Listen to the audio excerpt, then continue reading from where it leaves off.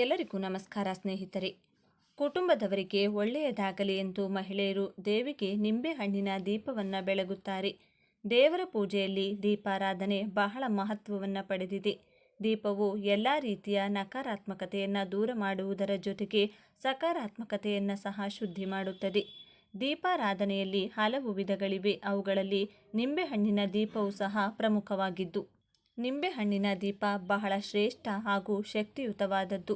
ಆಧ್ಯಾತ್ಮಿಕ ಜಗತ್ತಿನಲ್ಲಿ ನಿಂಬೆಹಣ್ಣಿಗೆ ಬಹುಮುಖ್ಯವಾದ ಸ್ಥಾನವಿದೆ. ಈ ಹಣ್ಣನ್ನು ಆಧ್ಯಾತ್ಮಿಕ ಜಗತ್ತಿನಲ್ಲಿ ಹಣ್ಣುಗಳ ರಾಜ ಎಂದೇ ಕರೆಯಲಾಗುತ್ತದೆ. ನಿಂಬೆಹಣ್ಣು ದೀಪದ ಪ್ರಾಮುಖ್ಯತೆ ಏನು, ಈ ದೀಪವನ್ನು ಯಾವ ದೇವರಿಗೆ ಬೆಳಗಿಸಬೇಕು, ಯಾವ ಸಮಯದಲ್ಲಿ ಹಚ್ಚಬೇಕು ಎಂಬಿತ್ಯಾದಿ ಕುತೂಹಲಭರಿತ ಮಾಹಿತಿಗಳನ್ನು ಈ ವಿಡಿಯೋದಲ್ಲಿ ತಿಳಿದುಕೊಳ್ಳೋಣ ಬನ್ನಿ. ಅದಕ್ಕೂ ಮುಂಚೆ ನೀವಿನ್ನು ಚಾನಲ್ಗೆ ಸಬ್ಸ್ಕ್ರೈಬ್ ಆಗಿಲ್ಲ ಅಂದರೆ ಈಗಲೇ ಸಬ್ಸ್ಕ್ರೈಬ್ ಆಗಿ, ಹಾಗೆ ವಿಡಿಯೋಗೆ ಲೈಕ್ ಮಾಡಿ, ವಿಡಿಯೋ ಸ್ಕಿಪ್ ಮಾಡದೆ ಕೊನೆ ತನಕ ನೋಡಿ.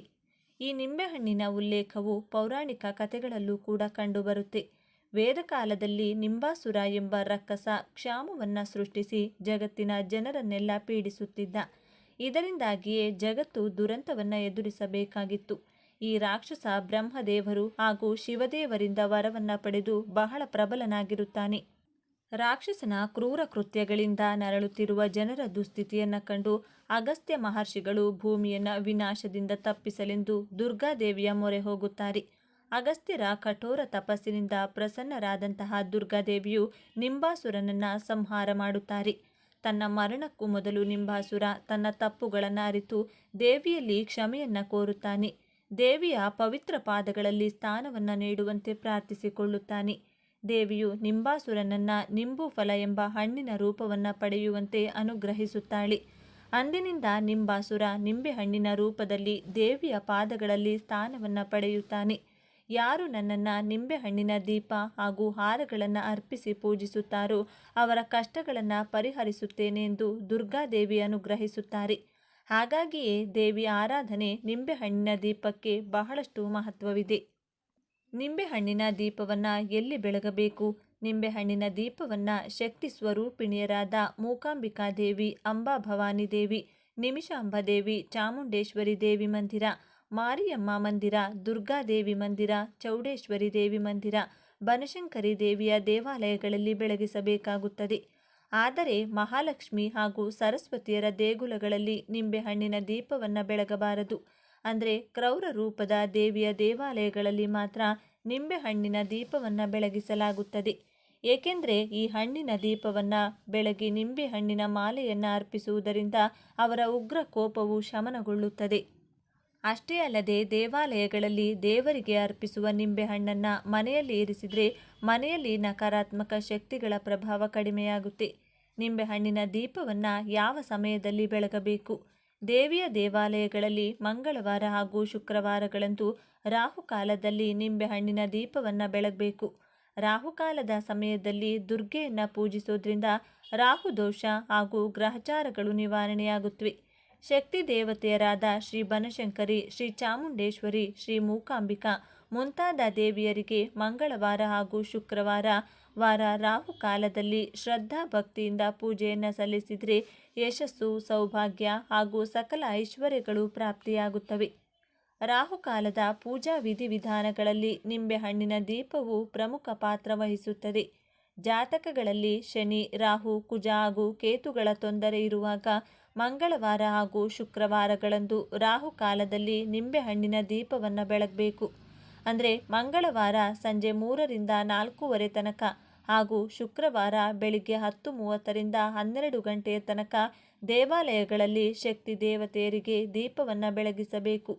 ಈ ಸಮಯದಲ್ಲಿಯೇ ರಾಹುಕಾಲವಿರುತ್ತದೆ. ನಿಂಬೆಹಣ್ಣಿನಿಂದ ಶಕ್ತಿ ದೇವತೆಯರಿಗೆ ದೀಪದ ಆರತಿ ಮಾಡಿದರೆ ಮುತ್ತೈದೆ ಸ್ಥಾನ ಗಟ್ಟಿಯಾಗುತ್ತೆ. ಅಲ್ಲದೆ ಅವಿವಾಹಿತ ಹೆಣ್ಣು ಮಕ್ಕಳಿಗೆ ಕಂಕಣ ಭಾಗ್ಯ ಕೂಡಿ ಬರುತ್ತೆ ಮತ್ತು ಸಕಲ ಇಷ್ಟಾರ್ಥಗಳು ಸಹ ಶೀಘ್ರವಾಗಿ ಸಿದ್ಧಿಸುತ್ತವೆ. ಅಷ್ಟು ಮಾತ್ರವಲ್ಲದೆ ನಿಂಬೆಹಣ್ಣಿನ ಸರಮಾಲೆ ದೇವಿಗೆ ಅರ್ಪಿಸಿದರೆ ಸಕಲ ಕಾರ್ಯಗಳು ಸುಗಮವಾಗಿ ಜರುಗುತ್ತವೆ.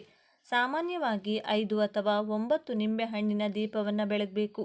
9 ವಾರಗಳ ಕಾಲ ನಿಂಬೆಹಣ್ಣಿನ ದೀಪ ಬೆಳಗುವುದು ಸೂಕ್ತ. ತುಪ್ಪದಿಂದಲೇ ದೀಪವನ್ನು ಬೆಳಗಿಸಿದರೆ ತುಂಬ ಶುಭಕರ. ದೇವಾಲಯಗಳಲ್ಲಿ ದೀಪವನ್ನು ಬೆಳಗಿದ ನಂತರ ದೇವಿಗೆ ಅಷ್ಟೋತ್ತರ ಪೂಜೆಯನ್ನು ಮಾಡಿಸಬೇಕು.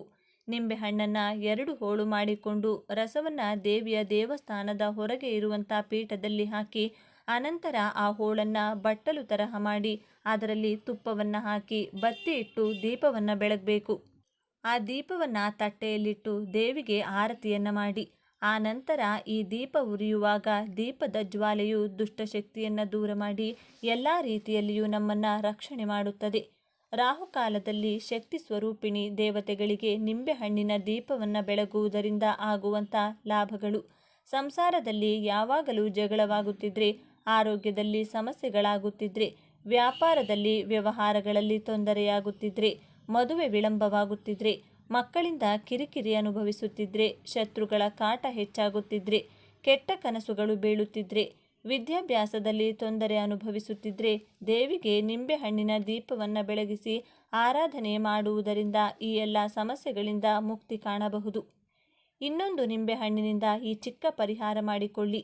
ಒಂದು ಗಾಜಿನ ಲೋಟದಲ್ಲಿ, ಗಾಜಿನ ಗ್ಲಾಸ್ನಲ್ಲಿ ಶುದ್ಧವಾದ ನೀರಿನಲ್ಲಿ ನಿಂಬೆಹಣ್ಣನ್ನು ಇಟ್ಟು, ಆ ನಿಂಬೆಹಣ್ಣನ್ನು ನಾವು ಆ ಗಾಜಿನ ಗ್ಲಾಸ್ನಲ್ಲಿ ಮುಳುಗಿಸಿಟ್ಟಾಗ ಅದು ವ್ಯಾಪಾರ ಸ್ಥಳದಲ್ಲಾಗಬಹುದು, ಮನೆಯಲ್ಲಾಗಬಹುದು. ಇದರಿಂದ ಏನು ಪ್ರಭಾವ ಆಗುತ್ತೆ, ಇದು ಎಷ್ಟರ ಮಟ್ಟಿಗೆ ಹೇಗೆ ಪ್ರಭಾವ ಬೀರುತ್ತೆ ಅಂತಂದರೆ, ನಿಂಬೆಹಣ್ಣು ಅಂದರೆ ಗೊತ್ತು. ಯಾಕಂತ ಹೇಳಿದರೆ ಒಂದು ಧನಾತ್ಮಕ ಶಕ್ತಿಯನ್ನು ಜೊತೆಗೆ ದೇವತಾ ಲಹರಿಗಳನ್ನು ಹೀರಿಕೊಳ್ತಕ್ಕಂಥದ್ದು. ಆ ನಿಂಬೆಹಣ್ಣನ್ನು ಗಾಜಿನ ಗ್ಲಾಸ್ನಲ್ಲಿ ಹಾಕಿಡಬೇಕು. ಸಾಮಾನ್ಯವಾಗಿ ವ್ಯಾಪಾರಿ ಸ್ಥಳಗಳಲ್ಲೂ ಕೂಡ ನಾವು ನೋಡಿದ್ದೀವಿ. ಅದು ಕಾಣಿಸುವ ಹಾಗೆ ಇಡಬೇಕು. ಅದು ನೈಋತ್ಯ ಮೂಲೆಯಲ್ಲಾಗಲಿ ಈಶಾನ್ಯ ಮೂಲೆಯಲ್ಲಾಗಲಿ ಇಟ್ಟಿದ್ದೆ ಆದರೆ ಅಲ್ಲಿ ಋಣಾತ್ಮಕ ಶಕ್ತಿಗಳನ್ನು ಹೀರಿಕೊಂಡು ಬಿಡುತ್ತೆ. ಯಾವಾಗ ನಿಂಬೆಹಣ್ಣು ಹೋಗಿ ತಳಭಾಗದಲ್ಲಿ ಕುಳಿತುಕೊಂಡಿದೆ ಅಂತಂದರೆ ಆ ಮನೆಯಲ್ಲಿ ಯಾವುದೋ ಒಂದು ಕೆಟ್ಟ ಶಕ್ತಿ ಓಡಾಡ್ತಿದೆ, ಒಂದು ಕೆಟ್ಟ ದೃಷ್ಟಿ ಬಿದ್ದಿದೆ ಅಂತ ನಾವು ಗ್ರಹಿಸಬೇಕಾಗುತ್ತೆ. ವ್ಯಾಪಾರ ಸ್ಥಳದಲ್ಲಿ ಆಗಬಹುದು, ಮನೆಯಲ್ಲೇ ಆಗಬಹುದು. ಮತ್ತು ಇದರಿಂದ ಏನೇನು ಲಾಭ ಅಂತ ಹೇಳಿದರೆ, ಮನಸ್ಸು ಪ್ರಶಾಂತವಾಗಿರುತ್ತೆ, ಕಲಹಗಳುಂಟು ಮಾಡುವುದಿಲ್ಲ. ಎಲ್ಲೋ ಒಂದು ಕಡೆ ಗ್ರಾಹಕರು ಅಥವಾ ನಿಮಗೂ ಕೂಡ ಅಲ್ಲಿ ಒಂದು ಒಳ್ಳೆಯ ಬಾಂಧವ್ಯ ಏರ್ಪಡ್ತಕ್ಕಂತಹ ದಿನ ಕೂಡ ಇದಾಗಿರುತ್ತೆ. ಅದರ ಜೊತೆಗೆ ದೈವಿ ಒಂದು ಶಕ್ತಿಗಳು ಕೂಡ ಅಲ್ಲಿ ಸೇರ್ತಕ್ಕಂಥ ಒಂದು ಯೋಗ ಕೂಡ ಇದಾಗಿರುತ್ತೆ. ನರದೃಷ್ಟಿಯನ್ನು ನಿಯಂತ್ರಣ ಮಾಡಲು ಆ ನಿಂಬೆಹಣ್ಣು ಮತ್ತು ಗಾಜಿನ ಗ್ಲಾಸ್, ಟ್ರಾನ್ಸ್ಪರೆಂಟ್ ಗ್ಲಾಸ್ ಯಾಕೆ ಅಂತ ಹೇಳಿದರೆ, ಆ ದೃಷ್ಟಿ ಬಿದ್ದಾಗ ಅದು ರಿಫ್ಲೆಕ್ಟ್ ಆಗಿ ಹಾಗೆ ವಾಪಸ್ ಹೋಗುತ್ತದೆ.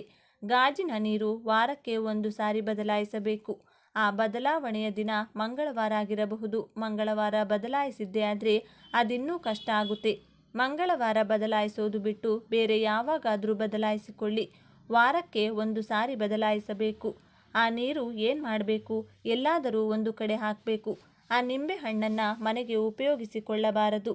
ಆ ನಿಂಬೆಹಣ್ಣನ್ನು ಯಾವುದಾದರೂ ಗಿಡದ ಕೆಳಗಡೆ ಹಾಕಿದ್ದೆ ಆದರೆ ಆ ಒಂದು ದೃಷ್ಟಿ ಕೂಡ ಪರಿಪೂರ್ಣವಾಗಿ ಹೋಗುತ್ತೆ. ಅದು ಹಾಕಿದ ಮೇಲೆ ಕೈಕಾಲು ಮುಖ ತೊಳ್ಕೊಂಡು ದೀಪವನ್ನು ಹಚ್ಕೋಬೇಕು. ಸ್ನೇಹಿತರೆ, ನಿಂಬೆಹಣ್ಣಿನ ದೀಪದ ಕುರಿತು ಹಲವಾರು ವಿಶೇಷ ಮಾಹಿತಿಗಳನ್ನೆಲ್ಲ ತಿಳಿದುಕೊಂಡ ತಮಗೆಲ್ಲರಿಗೂ ಆ ಭಗವಂತನ ಕೃಪಾ ಕಟಾಕ್ಷ ಸದಾ ಕಾಲ ಇರಲೆಂದು ಕೋರಿಕೊಳ್ಳುತ್ತಾ, ನಿಮಗೆ ಈ ವಿಡಿಯೋ ಇಷ್ಟವಾಗಿದ್ದಲ್ಲಿ ಲೈಕ್ ಮಾಡಿ, ಶೇರ್ ಮಾಡಿ ಮತ್ತು ಸಬ್ಸ್ಕ್ರೈಬ್ ಮಾಡಿಕೊಳ್ಳಿ. ಎಲ್ಲರೂ ಭಕ್ತಿಯಿಂದ ಓಂ ಚಾಮುಂಡೇಶ್ವರಿ ನಮಃ ಅಂತ ಕಮೆಂಟ್ ಮಾಡಿ. ನಮ್ಮ ಜೀವನದಲ್ಲಿ ಅದೃಷ್ಟ ಎಂಬುದು ಕೇವಲ ನಮ್ಮ ಕರ್ಮಗಳ ಮೇಲೆ ಮಾತ್ರವಲ್ಲ, ನಮ್ಮ ಮನೆಯಲ್ಲಿ ಹರಿಯುವ ಶಕ್ತಿಯ ಪ್ರವಾಹದ ಮೇಲೂ ಕೂಡ ಅವಲಂಬಿತವಾಗಿರುತ್ತದೆ ಎಂಬುದು ನಿಮಗೆ ತಿಳಿದಿದೆಯೇ? ಎಷ್ಟೇ ಪೂಜೆ ಮಾಡಿದರೂ, ಎಷ್ಟು ಕಷ್ಟಪಟ್ಟರೂ ಫಲ ಸಿಗುತ್ತಿಲ್ಲ ಎಂದರೆ ನಮ್ಮ ಸುತ್ತಮುತ್ತಲಿನ ಯಾವುದೋ ಒಂದು ಅದೃಶ್ಯ ನಕಾರಾತ್ಮಕ ಶಕ್ತಿ ನಮ್ಮ ಪ್ರಗತಿಯನ್ನು ತಡೆಯುತ್ತಿದೆ ಎಂದರ್ಥ. ಇಂದು ನಾವು ಈ ಅದ್ಭುತ ಕಥೆಯ ರೂಪದಲ್ಲಿ ಅದೃಷ್ಟ ನಿಮ್ಮ ಮನೆಯನ್ನು ಬಿಟ್ಟು ಹೋಗದಂತೆ ಕೇವಲ 1 ಲೋಟ ನೀರಿನಿಂದ ರಾತ್ರಿ ವೇಳೆ ಮಾಡಬೇಕಾದ ಆ ರಹಸ್ಯ ಪರಿಹಾರವೇನು, ಅದರ ಹಿಂದಿರುವ ಆಧ್ಯಾತ್ಮಿಕ ಸತ್ಯವೇನು ಎಂಬುದನ್ನು ವಿವರವಾಗಿ ತಿಳಿಯೋಣ. ಈ ಒಂದು ಸಣ್ಣ ಬದಲಾವಣೆ ನಿಮ್ಮ ಜೀವನದಲ್ಲಿ ಧನ ಪ್ರವಾಹವನ್ನು ಹೇಗೆ ಹರಿಸುತ್ತದೆ ಎಂಬುದು ಈ ಕತೆ ಕೇಳಿದರೆ ನಿಮಗೆ ಅರ್ಥವಾಗುತ್ತದೆ. ಹಾಗಾಗಿ ವಿಡಿಯೋ ಸ್ಕಿಪ್ ಮಾಡದೆ ಕೊನೆವರೆಗೂ ನೋಡಿ. ಮೊದಲು ಓಂ ಶ್ರೀ ಮಹಾಲಕ್ಷ್ಮಿಯೇ ನಮಃ ಎಂದು ಕಮೆಂಟ್ ಮಾಡಿ, ವಿಡಿಯೋಗೆ ಒಂದು ಲೈಕ್ ಕೊಟ್ಟು ನಮ್ಮ ಚಾನಲ್ನ ಸಬ್ಸ್ಕ್ರೈಬ್ ಮಾಡ್ಕೊಳ್ಳಿ. ಹಿಂದೆ ಸಿದ್ದಾಪುರ ಎಂಬ ಹಳ್ಳಿ ಇತ್ತು. ಹಸಿರು ಗದ್ದೆಗಳು, ಪ್ರಶಾಂತವಾದ ವಾತಾವರಣವಿದ್ದರೂ ಆ ಊರಿನ ಕೊನೆಯಲ್ಲಿರುವ ಸೋಮಶೇಖರ ಮನೆಯಲ್ಲಿ ಮಾತ್ರ ನಿರಂತರವಾಗಿ ಯಾವುದೋ ಒಂದು ಅಶಾಂತಿ. ಸೋಮಶೇಖರ ಒಂದು ಕಾಲದಲ್ಲಿ ಆ ಊರಿನಲ್ಲೇ ಹೆಸರುವಾಸಿಯಾದ ವ್ಯಾಪಾರಿ, ಧರ್ಮಬದ್ಧವಾಗಿ ಬದುಕುತ್ತಿದ್ದವನು. ಆದರೆ ಕಳೆದ 2 ವರ್ಷಗಳಿಂದ ಕಾಲ ಅವನಿಗೆ ಕೈಕೊಟ್ಟಿತ್ತು. ಮಾಡಿದ ಕೆಲಸವೆಲ್ಲ ಅರ್ಧಕ್ಕೆ ನಿಲ್ಲುವುದು, ಸಾಲದ ಹೊರೆ ಹೆಚ್ಚಾಗುವುದು, ಮನೆಯಲ್ಲಿ ಒಬ್ಬರಾದ ಮೇಲೆ ಒಬ್ಬರಿಗೆ ಅನಾರೋಗ್ಯ, ಇವು ಅವನ ಅವನನ್ನ ಕಂಗೆಡಿಸಿದ್ದವು. ಅವನ ಪತ್ನಿ ಲಕ್ಷ್ಮಿ ನಿರಂತರವಾಗಿ ದೈವ ಚಿಂತನೆಯಲ್ಲಿ ತೊಡಗಿದ್ದರು. ಅವರ ಮನೆಯ ಹೊಸ್ತಿಲನ್ನು ದಾರಿದ್ರ್ಯ ಬಿಟ್ಟು ಹೋಗುತ್ತಿರಲಿಲ್ಲ. ಒಂದು ದಿನ ಆಕಾಶದಲ್ಲಿ ಮೋಡ ಕವಿದು ಗಾಳಿಯಲ್ಲಿ ಒಂದು ರೀತಿಯ ಭಾರವಾದ ಅನುಭವವಾಗುತ್ತಿತ್ತು. ಸೋಮಶೇಖರ ಮನೆಯ ವರಾಂಡದಲ್ಲಿ ಕುಳಿತು ಶೂನ್ಯವನ್ನು ನೋಡುತ್ತಾ, ನಾನೇನು ತಪ್ಪು ಮಾಡಿದೆ? ಎಲ್ಲರಿಗೂ ಒಳ್ಳೆಯದನ್ನೇ ಬಯಸುವ ನನಗೆ ಈ ಶಿಕ್ಷೆ ಏಕೆ ಎಂದು ಕಣ್ಣೀರು ಹಾಕುತ್ತಿದ್ದ. ಸರಿಯಾಗಿ ಅದೇ ಸಮಯದಲ್ಲಿ ಒಬ್ಬ ತೇಜಸ್ವಿ ವೃದ್ಧೆ ಆ ಬೀದಿಯಲ್ಲಿ ನಡೆದು ಬಂದಳು. ಅವಳ ಮುಖದಲ್ಲಿ ದಿವ್ಯಕಾಂತಿ, ಕಷಾಯ ವಸ್ತ್ರ, ಕೈಯಲ್ಲೊಂದು ದಂಡ. ಅವಳು ಸೋಮಶೇಖರನ ಮನೆಯ ಮುಂದೆ ನಿಂತು ಅವನನ್ನು ತೀಕ್ಷ್ಣವಾಗಿ ನೋಡಿದಳು. ಸೋಮಶೇಖರ ಎದ್ದು ನಿಂತು, ಅಮ್ಮ, ಈ ಮಧ್ಯರಾತ್ರಿಯಲ್ಲಿ ಯಾರನ್ನು ಹುಡುಕುತ್ತಿದ್ದೀರಿ? ನಿಮಗೆ ಏನಾದರೂ ಬೇಕೆ ಎಂದು ಮರ್ಯಾದೆಯಿಂದ ಕೇಳಿದನು. ಆ ವೃದ್ಧೆ ಮಂದಹಾಸ ಬೀರುತ್ತಾ, ನಾಯಕನೇ, ನಾನು ಹಸಿವಿನಿಂದ ಇಲ್ಲಿಗೆ ಬರಲಿಲ್ಲ. ನಿನ್ನ ಮನೆಯ ಸುತ್ತ ಆವರಿಸಿರುವ ಕತ್ತಲೆಯನ್ನ ಕಂಡು ನಿಂತೆ. ಎಲ್ಲಿ ಬೆಳಕು ಇರಬೇಕು ಅಲ್ಲಿ ಕತ್ತಲೆ ತುಂಬಿಕೊಂಡ್ರೆ ಲಕ್ಷ್ಮೀದೇವಿ ಒಳಗೆ ಬರಲು ಹೇಗೆ ಸಾಧ್ಯ ಎಂದು ಗಂಭೀರವಾಗಿ ನುಡಿದಳು. ಸೋಮಶೇಖರನಿಗೆ ಆಶ್ಚರ್ಯವಾಯಿತು. ತನ್ನ ಕಷ್ಟಗಳನ್ನು ಹೇಳದೆಯೇ ಆಕೆ ಗುರುತಿಸಿದ್ದಾಳೆ ಎಂದು ಅವನಿಗೆ ಅರ್ಥವಾಯಿತು. ಅಮ್ಮ, ನನ್ನ ಅದೃಷ್ಟ ನನ್ನನ್ನು ಬಿಟ್ಟು ಹೋಗಿದೆ ಅನಿಸುತ್ತಿದೆ ಎಂದು ಗೋಳಾಡಿದ. ಆಗ ಆ ವೃದ್ಧೆ ಒಳಗೆ ಬಂದು ಕುಳಿತು ಲಕ್ಷ್ಮಿ ನೀಡಿದ ನೀರಿನ ಲೋಟವನ್ನ ಕೈಗೆತ್ತಿಕೊಂಡು ಹೀಗೆಂದಳು, ನೋಡು ಮಗನೇ, ಈ ನೀರು ಕೇವಲ ಬಾಯಾರಿಕೆ ನೀಗಿಸುವುದಕ್ಕಲ್ಲ. ಇದು ಸೃಷ್ಟಿಯ ಅತ್ಯಂತ ಶಕ್ತಿಶಾಲಿ ವಾಹಕ. ಪಂಚಭೂತಗಳಲ್ಲಿ ನೀರು ಮಾತ್ರ ತನ್ನೊಳಗೆ ಶಕ್ತಿಯನ್ನು ಬೇಗನೆ ಗ್ರಹಿಸಬಲ್ಲದು. ನಿಮ್ಮ ಮನೆಯಲ್ಲಿ ಅದೃಷ್ಟ ನಿಲ್ಲದೇ ಇರಲು ಕಾರಣ ಮನೆಯ ಮೂಲೆಗಳಲ್ಲಿ ಶೇಖರಣೆಯಾಗಿರುವ ನಕಾರಾತ್ಮಕ ಆಲೋಚನೆಗಳು ಮತ್ತು ದೃಷ್ಟಿದೋಷಗಳು. ಎಲ್ಲಿ ಶಕ್ತಿ ಪ್ರವಾಹ ನಿಲ್ಲುತ್ತದೆಯೋ ಅಲ್ಲಿ ದಾರಿದ್ರ್ಯ ಬಂದು ನೆಲೆಸುತ್ತದೆ. ಅವಳು ಆ ರಹಸ್ಯವನ್ನ ವಿವರಿಸಿದಳು.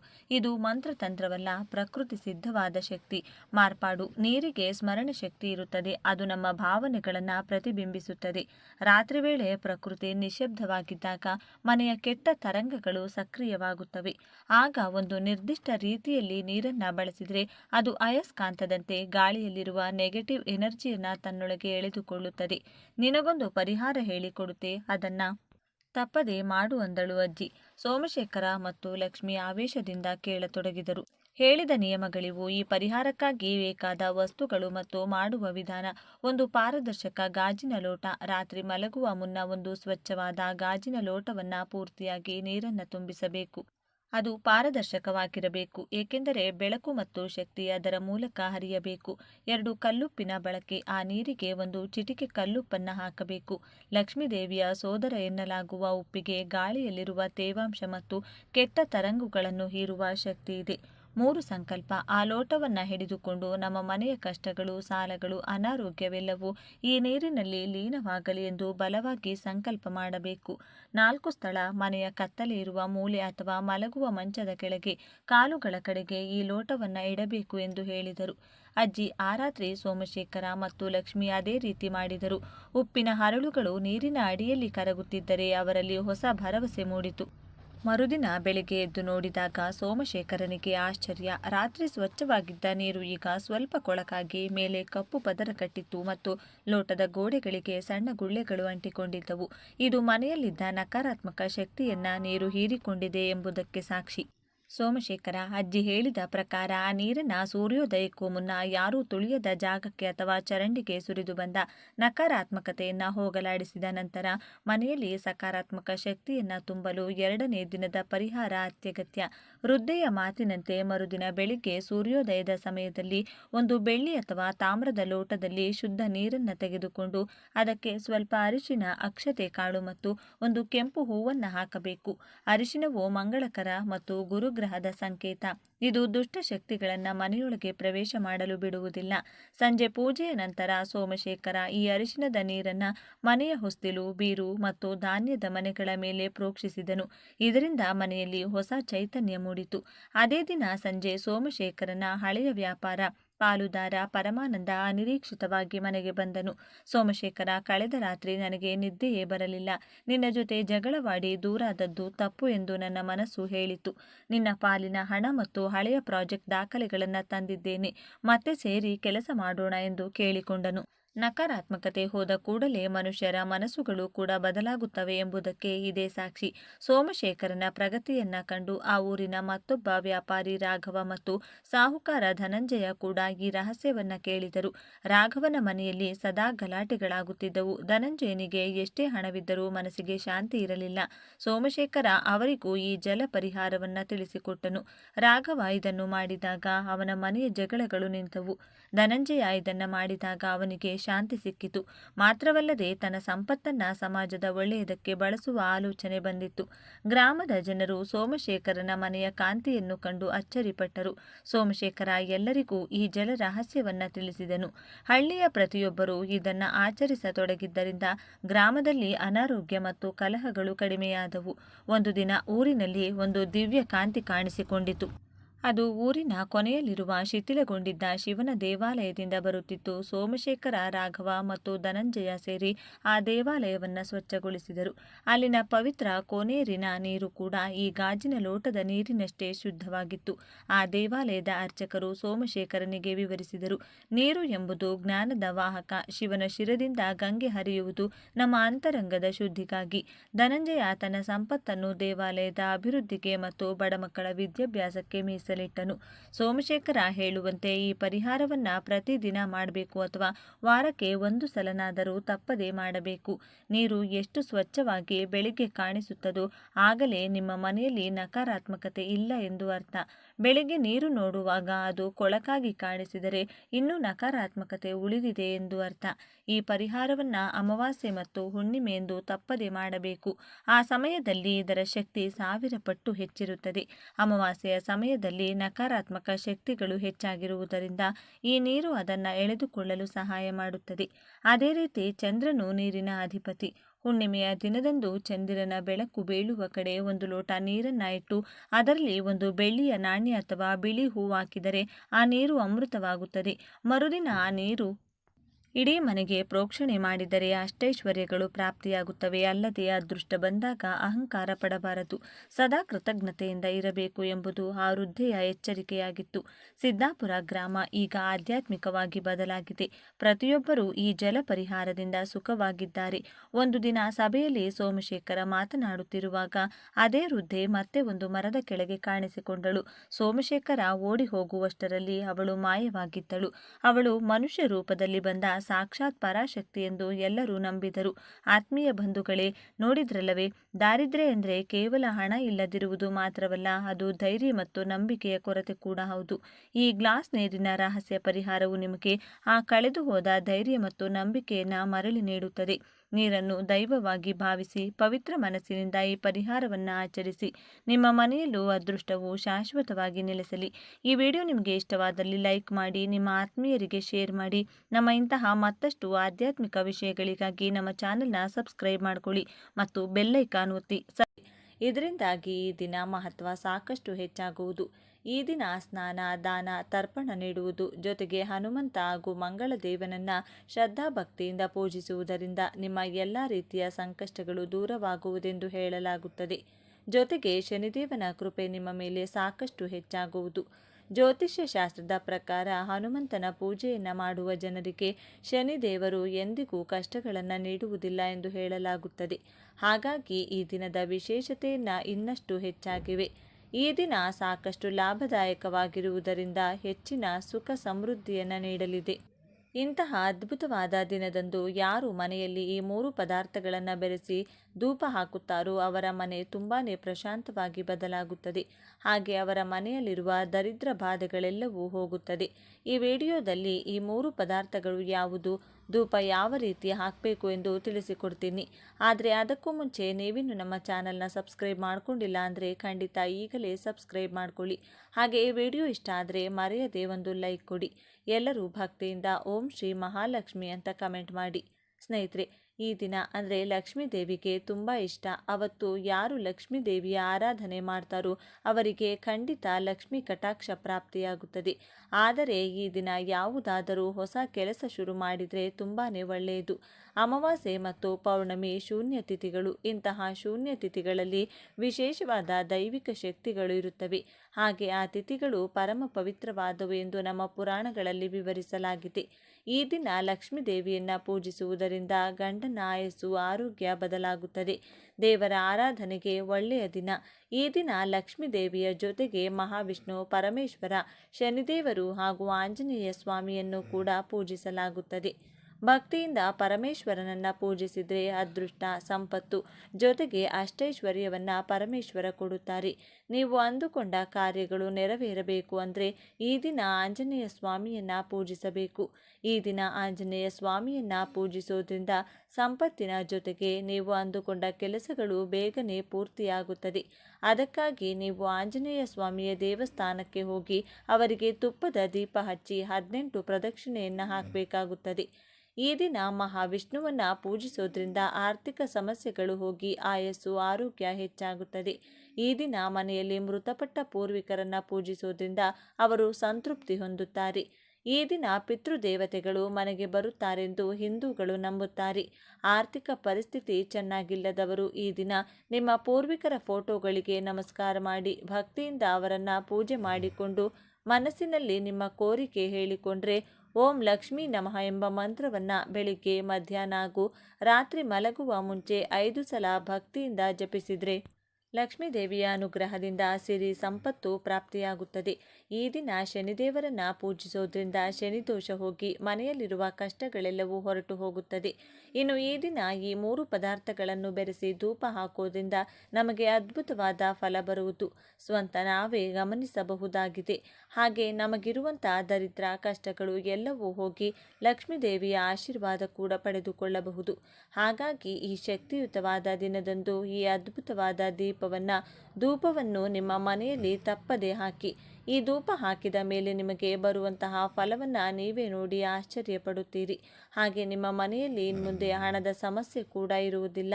ದೃಷ್ಟಿದೋಷಗಳು, ದೊಡ್ಡ ದೊಡ್ಡ ಸಮಸ್ಯೆಗಳು ಹಾಗೂ ನಮ್ಮನ್ನು ದ್ವೇಷಿಸುವವರು ನಮ್ಮ ಮೇಲೆ ಮಾಡುವಂಥ ಕೆಟ್ಟ ಪ್ರಯೋಗಗಳನ್ನು ಕೂಡ ನಾವು ಈ ದಿನ ನಿವಾರಿಸಿಕೊಳ್ಳಬಹುದು.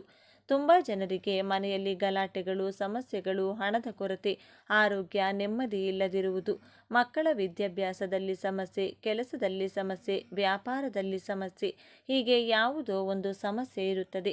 ನಿಮ್ಮ ಮನೆಯಲ್ಲೂ ಕೂಡ ಇದರಲ್ಲಿ ಯಾವುದಾದರೂ ಸಮಸ್ಯೆ ಇದ್ದರೆ ಈ ದಿನ ನಾನು ಹೇಳೋ ರೀತಿಯಲ್ಲಿ ತಪ್ಪದೆ ಧೂಪ ಹಾಕಿ. ನಿಮಗೆ ಅಂಗಡಿ ಇದ್ದರೆ ಅಲ್ಲೂ ಕೂಡ ಈ ಧೂಪವನ್ನು ಹಾಕಿ. ಎಷ್ಟು ಬೇಗನೆ ನಿಮ್ಮ ಸಮಸ್ಯೆಗಳು ಹೊರಟು ಹೋಗುತ್ತದೆ ಅನ್ನೋದನ್ನು ನೀವೇ ನೋಡ್ತೀರಿ. ಈ ಸಲ ಹುಣ್ಣಿಮೆ ತಿಥಿ, ವಾರ, ನಕ್ಷತ್ರ ಎಲ್ಲವೂ ಕೂಡ ಅದ್ಭುತವಾಗಿ ಬಂದಿದೆ. ಹಾಗಾಗಿ ಈ ದಿನ ಮಾಡುವಂಥ ಯಾವ ಪರಿಹಾರ ಕೂಡ ಒಳ್ಳೆಯ ಫಲವನ್ನು ಕೊಡುತ್ತದೆ. ಈ ದಿನ ಈ 3 ಪದಾರ್ಥಗಳನ್ನು ಬೆರೆಸಿ ಧೂಪ ಹಾಕೋದ್ರಿಂದ ಮನೆಯಲ್ಲಿ ತುಂಬ ಒಳ್ಳೆಯದು ನಡೆಯುತ್ತದೆ. ಯಾಕೆಂದರೆ ಪ್ರತಿಯೊಬ್ಬರ ಮನೆಯೊಳಗೂ ಬಾತ್ರೂಮ್ಗಳಿರುತ್ತವೆ. ನಾವು ಹೊರಗಡೆ ಎಲ್ಲ ಕಡೆ ಓಡಾಡಿ ಮನೆಗೆ ಬಂದು ಬಾತ್ರೂಮ್ ಒಳಗೆ ಕಾಲು ತೊಳೆದುಕೊಳ್ತೀವಿ. ನಾವು ಹೊರಗಡೆಯಿಂದ ಮನೆಗೆ ಬರುವಾಗ ನಮ್ಮ ಜೊತೆ ಹೊರಗಿರುವಂಥ ನೆಗೆಟಿವ್ ಎನರ್ಜಿ ಕೂಡ ಮನೆಯೊಳಗೆ ಬರುತ್ತದೆ. ನಮ್ಮ ಕಣ್ಣಿಗೆ ಅದು ಕಾಣಿಸದಿರುವುದರಿಂದ ನಾವು ಅದನ್ನು ಗಮನಿಸುವುದಿಲ್ಲ. ಹಾಗೆ ನಮ್ಮ ಮನೆಯೊಳಗೆ ಬರುವವರು ಕೆಟ್ಟವರು, ಒಳ್ಳೆಯವರು ಇಬ್ಬರು ಇರುತ್ತಾರೆ. ಅವರ ಜೊತೆ ಬರುವಂಥ ನೆಗೆಟಿವ್ ಎನರ್ಜಿ ಕೂಡ ನಮ್ಮ ಮನೆಯೊಳಗೆ ಪ್ರವೇಶಿಸುತ್ತದೆ. ಆ ಕಾರಣಗಳಿಂದಲೂ ಕೂಡ ನಮ್ಮ ಮನೆಯಲ್ಲಿ ವಿಪರೀತವಾಗಿ ಸಮಸ್ಯೆಗಳು ಶುರುವಾಗುತ್ತದೆ. ಕೆಲವರು ಮನೆಗೆ ಬಂದು ಹೋದ್ಮೇಲೆ ಮನೆಯಲ್ಲಿ ವಿಪರೀತವಾಗಿ ಕಷ್ಟಗಳು ಶುರುವಾಗುವುದನ್ನು ನಾವು ಒಂದಲ್ಲ ಒಂದು ಸಲ ಗಮನಿಸಿರುತ್ತೀವಿ. ಆ ರೀತಿ ಆಗೋಕೆ ಕಾರಣ ಏನೆಂದರೆ ಅವರ ಮೈಯೊಳಗೆ ಯಾವುದಾದರೂ ನೆಗೆಟಿವ್ ಎನರ್ಜಿ ಇದ್ದರೆ ಅವರು ನಮ್ಮ ಮನೆಯೊಳಗೆ ಬಂದಾಗ ಆ ನೆಗೆಟಿವ್ ಎನರ್ಜಿ ಅವರ ಮೈಯಿಂದ ಹೊರಬಂದು ನಮ್ಮ ಮನೆಯೊಳಗೆ ಉಳಿದು ಹೋಗುತ್ತದೆ. ಹಿಂದಿನ ಕಾಲದಲ್ಲಾದರೆ ಹೊರಗಿಂದ ಮನೆಗೆ ಬರಬೇಕು ಅಂದರೆ ಕಾಲು ತೊಳೆದುಕೊಂಡು ಮನೆಯೊಳಗೆ ಕಾಲಿಡುತ್ತಿದ್ದರು. ಈಗಲೂ ಕೂಡ ಕೆಲವು ಮನೆಗಳಲ್ಲಿ ಇದೇ ಆಚಾರ ಪಾಲಿಸುತ್ತಾರೆ. ದೇವಸ್ಥಾನಗಳಲ್ಲೂ ಕೂಡ ಇದೇ ಕಾರಣದಿಂದಲೇ ಕಾಲು ತೊಳೆದುಕೊಂಡು ಒಳಗೆ ಬರುವ ಆಚಾರ ಇಡಲಾಗಿದೆ. ಆದರೆ ಈಗ ಈ ರೀತಿ ಮಾಡಬೇಕು ಅಂದರೆ ನಮಗೆ ಸ್ವಂತ ಮನೆ ಇರಬೇಕು. ಮನೆ ಹೊರಗಡೆ ಕಾಲು ತೊಳೆದುಕೊಳ್ಳಲು ಜಾಗ ಇರಬೇಕು ಅಥವಾ ಬಾತ್ರೂಮ್ ಇರಬೇಕು. ಇತ್ತೀಚೆಗೆ ಯಾರ ಮನೆ ಹೊರಗೆ ತಾನೆ ಅಂತ ವ್ಯವಸ್ಥೆ ಮಾಡಿರುತ್ತಾರೆ. ಎಲ್ಲರ ಮನೆಯಲ್ಲೂ ಬಾತ್ರೂಮ್ಗಳು ಹಾಲಲ್ಲಿ ಅಥವಾ ಬೆಡ್ರೂಮ್ ಒಳಗೆ ಕಟ್ಟಿರುತ್ತಾರೆ. ಕೆಲವರ ಮನೆಗಳಲ್ಲಿ ಕಿಚನ್ ಒಳಗಿರುತ್ತದೆ. ಹಾಗಾಗಿ ಇರೋ ದರಿದ್ರ ಎಲ್ಲ ನಮ್ಮ ಮನೆಯಲ್ಲಿ ನಾವು ಬಂದೋಬಸ್ತಾಗಿ ಕಾಪಾಡಿಕೊಳ್ತಾ ಇರ್ತೀವಿ. ಹಾಗಾಗಿ ಆಗಾಗ ಮನೆಯಲ್ಲಿ ಸಾಂಬ್ರಾಣಿ ಹಾಕೋದು, ಪ್ರತಿದಿನ ಅಗರಬತ್ತಿ ಹಾಗೂ ಧೂಪ ಹಚ್ಚೋದು, ಗಂಟೆ ಹೊಡೆಯೋದು, ಶಂಕು ಊದೋದು ಇದೆಲ್ಲ ಕೂಡ ಮಾಡ್ತಾ ಇರಬೇಕು. ಬಾತ್ರೂಮಿಂದ ಹೊರಗೆ ಬರುವಾಗ ಕಾಲು ತೊಳೆದುಕೊಂಡು ಬರಬೇಕು. ಇದನ್ನು ಮಕ್ಕಳಿಗೂ ಕೂಡ ಅಭ್ಯಾಸ ಮಾಡಿಸಬೇಕು. ಪ್ರತಿದಿನ ಮನೆಗೆ ಹೊರಗಿಂದ ಒಳಗೆ ಬರುವಾಗ ಕಾಲು ತೊಳೆಯಲು ಸಾಧ್ಯವಾಗಲಿಲ್ಲ ಅಂದರೂ ಕೂಡ ಯಾವುದಾದರೂ ಸಾವಿಗೆ ಹೋದಾಗ ಅಥವಾ ಸ್ಮಶಾನಕ್ಕೆ ಹೋದ ಸಂದರ್ಭದಲ್ಲಿ ಯಾವುದಾದರೂ ಪಾತ್ರೆ ಒಳಗೆ ಕಾಲಿಟ್ಟು ಮನೆ ಹೊರಗಡೆಯೇ ಕಾಲು ತೊಳೆದುಕೊಂಡು ಮನೆಯೊಳಗೆ ಹೋಗೋಕೆ ಪ್ರಯತ್ನ ಮಾಡಿ.